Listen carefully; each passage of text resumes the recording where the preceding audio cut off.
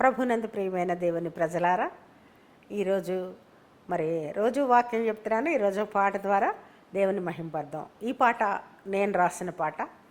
దేవుడు నాకు అందిస్తగా చాలా పాటలు నేను రచించాను.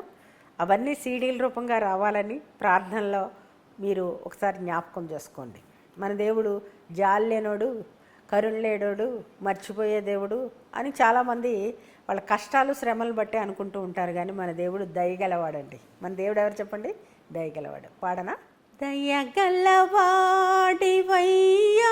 యేసు, దయార్ద హృదయుడవయ్యా, పెరిగి నలిగిన నా మనసునకు నీ దయా నాకు తోడయ్యా, నీవే నా నీడయ్యా, దయగలవాడివయ్యా యేసు, దయార్ద హృదయుడవయ్యా. నా శ్రమలో నేను నీకు మొర్రబెట్టగా మొర్రబెట్టగా మొర్రబెట్టగా ఉత్తరం ఇచ్చావు. గడాంధకారాల్లో ఎల నుండి, శ్రమ కాలపు గుడరల నుండి నా ప్రాణమును విడిపించు, నడిపించు, సహాయమందించు. దయగలవాడి వయ్యా యేసు, దయార్ద హృదయుడవయ్యా.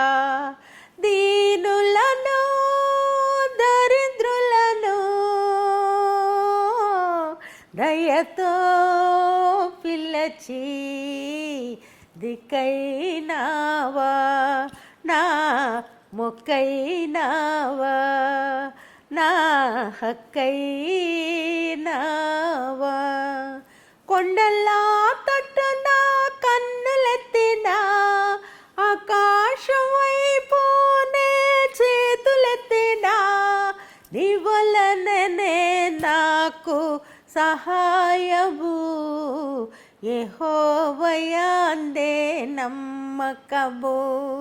సియోనులో నుండి నిన్ను ఆశీర్వాదించును, నీ నోటి నిండా నవ్వుండును, ఆనందంతోనే నిండియుందును.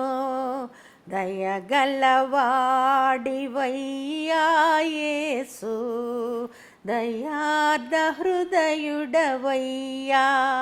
విరిగి నలిగిన నా మనసునకు